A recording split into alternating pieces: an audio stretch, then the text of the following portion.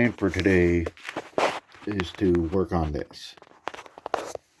I've got this piece of thin fiberglass that used to cover, and along the edges they just had silicone put down in there to didn't really hold it in. It was just silicone was releasing, and I just figured I'd seal it up better.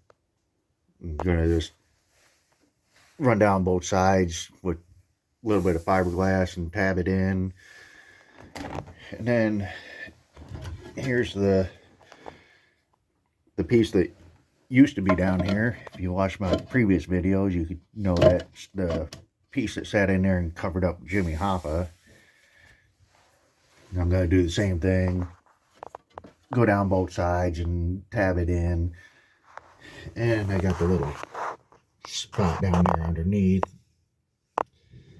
I think I'm just going to do the spray foam in there to fill that little pocket.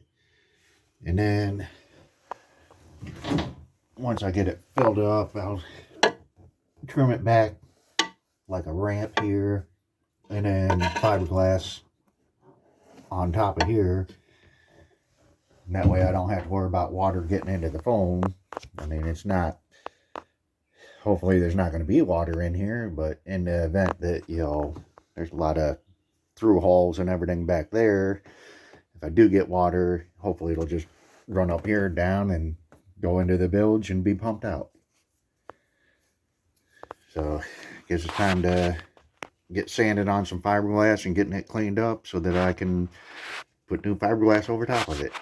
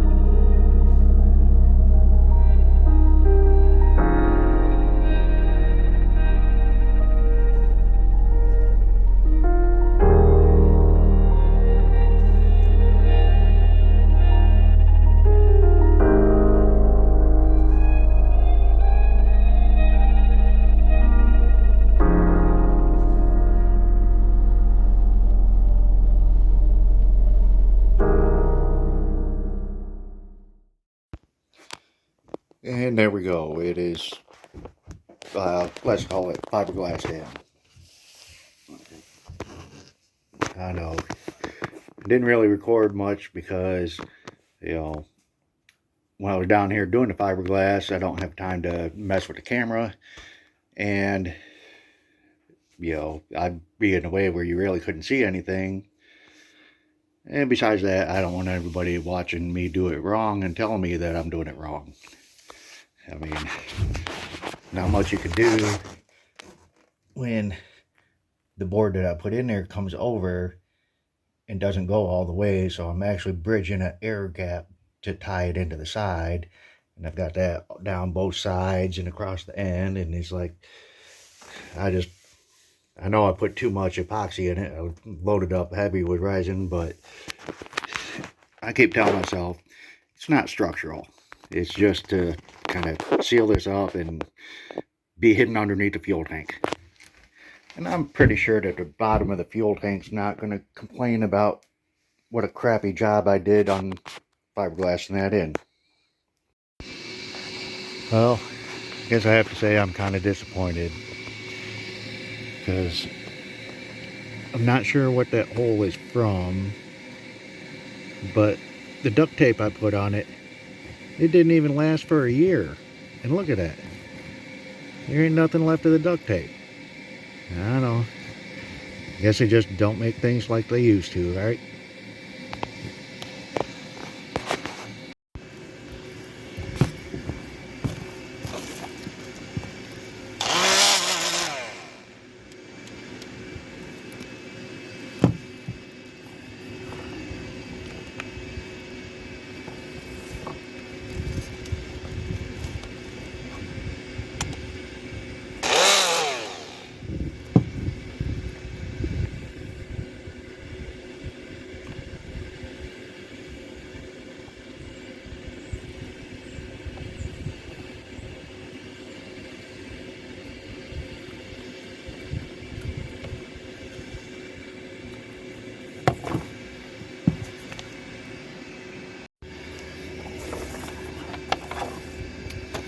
Well, welcome to the story of my life, where I get to fix stuff so that I can use that stuff to fix stuff.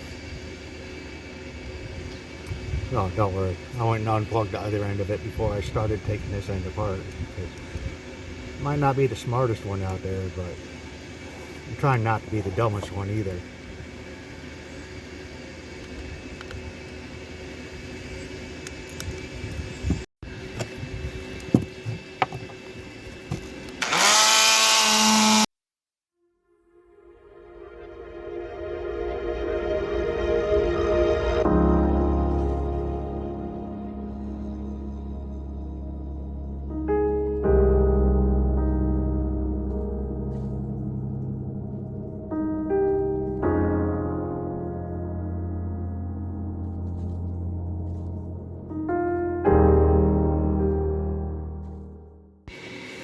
Hey, look.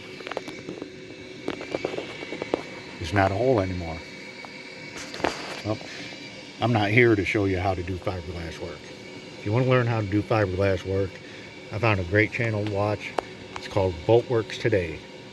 And maybe later I'll go talk to my friend Google and see if I can figure out how to put something so that it links his channel on here or something, whatever that is, and we'll see what Google says, and if I understand what he says, then I'll do it. If not, there probably won't be anything here, or it's probably going to be here if I can figure out how to do it. This part is for all the people that tell me I need to make a list of things to do and then pick a task on that job, on that list of jobs, and stick with that task until it's done and then move on to the next one. See this refrigerator here? It came with the boat, and it didn't work. It was kind of, after messing with it, I could get it to kind of start the compressor, but as soon as it did, it quit. And then after messing with it, it would pop the fuse and put a new fuse in. It'd work for a second and quit. And I just kept messing with it, and went online and saw that how to test across the compressor, check the resistance, and everything on there checks out good. So I kind of figure it must be the electronic start unit, or compressor start unit, compressor start device, depending on what site you're looking at. It's got like 5 different names and about 25 different prices on them. Oh, and by the way, I'm standing where the fuel tank goes because I didn't finish that yet. So I went online and was looking around, and different prices between what was it, like $200, $300, $400 for a Danfoss one. And I looked around and I found some cheap ones, and I ended up going with this thing. I think it was 50 bucks. Because every site that I would go to would show pretty much the exact same thing. I mean, you've got two different, basically it comes down to 2 different models. You've got one that runs on 12 and 24 volt. Plugs right into the compressor. You put all your wires, your power in, your positive, negative. It'll run on 12 volts or on 24. The other type, which is the type that I got, your DC goes in here, you plug in everything else, your fan, your thermostat, and everything goes in here. but it also has a spot up here where you can plug AC in. Now, this refrigerator originally ran on AC or DC.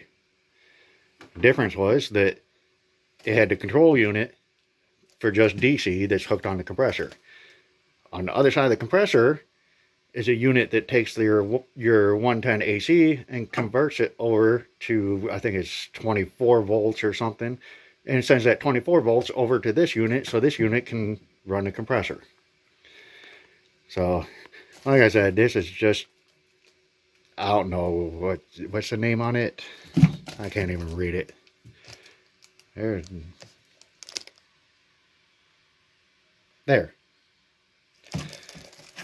You know, everything I looked at online showed the exact same picture of this, except that part right there said Danfoss instead of whatever that says under the plastic there. Looked exactly the same. Same plug, same size, same everything. You know, I'm thinking it's the same thing, just a different sticker. But we're about to find out. Okay, here you can see 12 volt goes in here, 110 goes in here, goes through here and gets magically turned into 12 or 24, I can't remember. And goes out this little gray wire here. It goes around, goes behind the compressor and comes out here and would plug into that box that used to be here. And then, you know, you got your wires for your fan and wires for the thermostat. You know, I forget what else plugs in there. Oh, I got the paper. But yeah, so if you run your 12 volt and don't use this, and your 12 volt goes straight into here, it'll run the compressor. You just can't run it on 110. And like I said, this fancy new box is supposed to be this combined with this into one. And I didn't pay for the $400 Danfoss sticker on it. And there we go. Got it hooked up. I can feel the compressors running. Fan is blowing. The thing I did notice is that this plastic piece on this one has got a little thing that hooks on back there, and then you put the screw in, and this is just a little bit too narrow to clip on there. So that means I need to, after I test it and make sure it actually gets cold, I need to take my pliers and bend that bracket up a little bit so it'll clip on, and then I can put the screw in. But so far everything looks like it's working. We got to give it some time to see if it actually cools. Well, only been running for 3-4 minutes, and I can already tell this is getting good and cold. This side's not cooled down yet, but it takes a few minutes for it to get the whole thing cold. And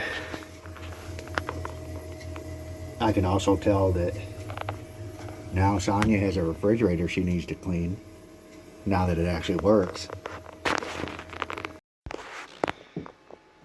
There we go.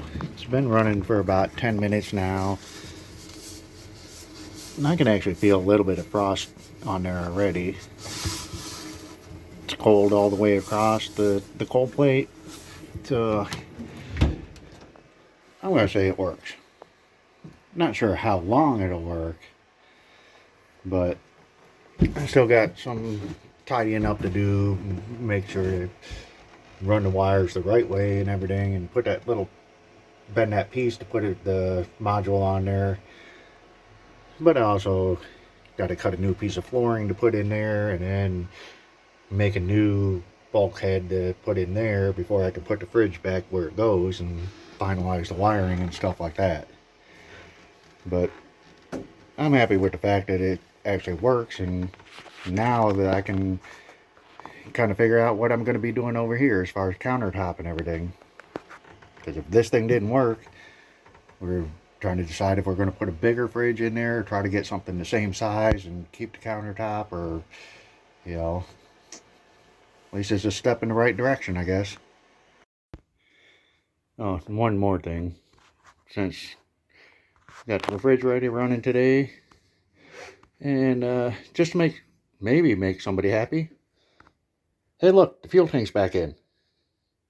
Well, the fuel tank's sitting in here now, anyways, which is better than, where it spent the last 8 months sitting out there in the cockpit. But I do need to get over here and get some measurements, because you can see the old tabbing here from the original fuel tank went down to here and across. This tank's shorter, and I don't know, you can maybe see it there.